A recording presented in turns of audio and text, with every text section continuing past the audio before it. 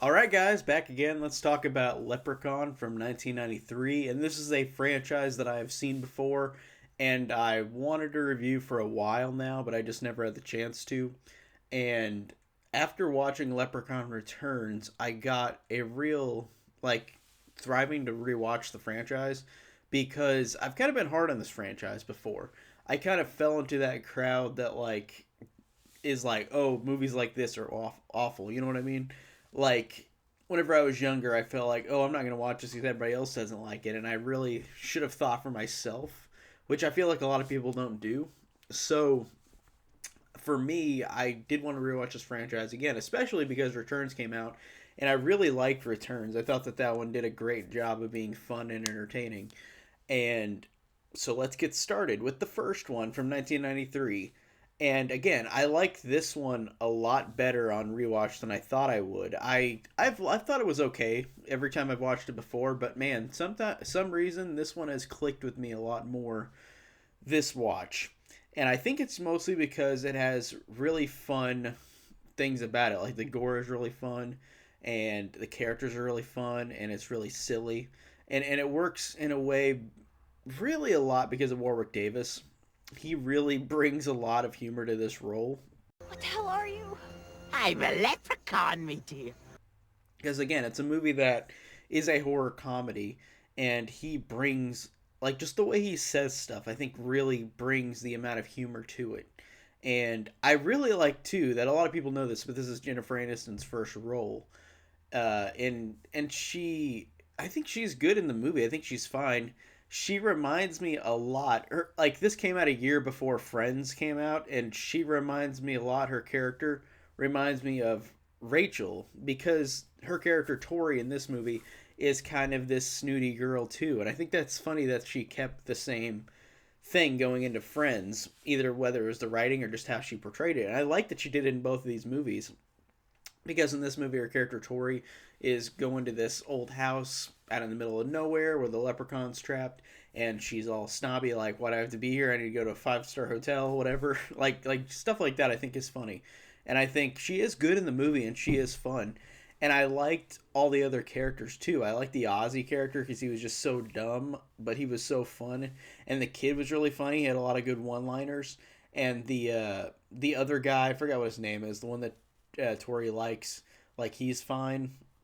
I think that all these characters have fun banter together, and I think they're really entertaining. And I think that it's just overall, it's just really fun in its corniness. Like it's extremely corny, but I think it has a sense of genuineness to it. I feel like at least the first one does.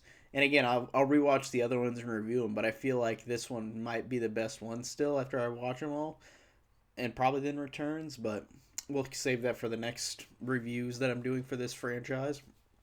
But there's a lot of fun moments too that are really hilarious. Like there's the scene of the cop pulling the leprechaun over when the leprechaun's on a little tricycle, and it's really funny. And I like how the tricycle earlier in the movie, like it's obviously a sped up like zoom, like whenever he like comes out of that barn or whatever. It's hilarious.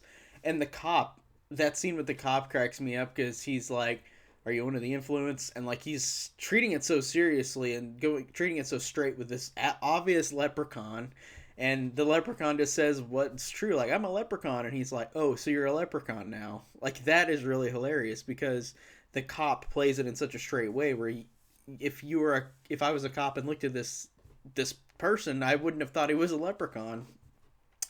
Maybe he just thought he was in makeup and an outfit, I guess. But it seems like, I don't know.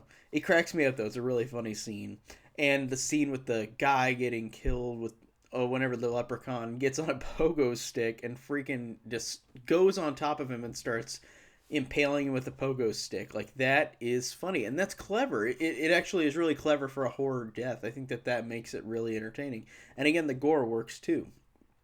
And I like the also, since he is a leprechaun, I like the fact that he's in the house alone and then he sees all these shoes and he shines them, and then there's a scene later in the movie where they're throwing shoes at him to distract him, and he keeps seeing him going, oh, and then he starts shining him, and then he keeps going and shining the next one because they keep throwing him at him as a distraction.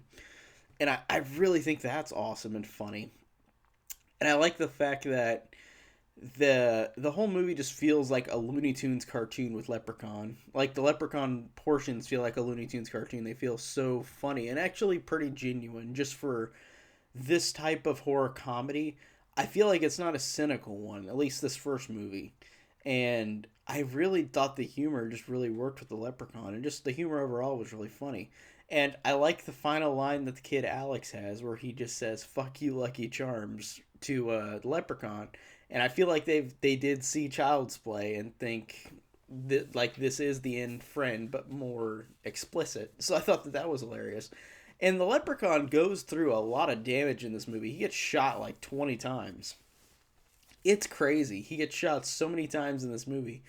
And I like how in the end, again, he gets shot with the four leaf clover into his mouth and he dies, which is funny because the only Leprechaun movie that acknowledges that is Leprechaun Returns, because that's a direct sequel to the first one. But Leprechaun 2, from what I remember, it just the Leprechaun's just alive. There's no like reason why.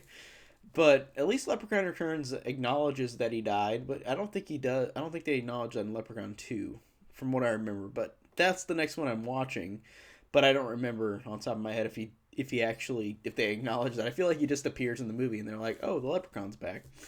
Like a lot of horror movies do, to be honest. But yeah, watching this one again, like this one really did surprise me. I thought it was a solid, fun, silly, goofy time, and it worked in a lot of ways for me. It just was a really fun and entertaining ride. Hey guys, if you like this video, consider checking out my other content. I review a majority of films that are pretty recent and also older films and mostly horror as well. Horror is my favorite genre, so I expect a lot of horror. And check out all my links down below. I have a link to Patreon. I have a link to Instagram, link to Twitter, link to my Facebook group, Horror Enthusiast 101, and to my own personal Facebook page, CDR Movie Reviews. And thank you for anybody who watched this video. Thanks for watching.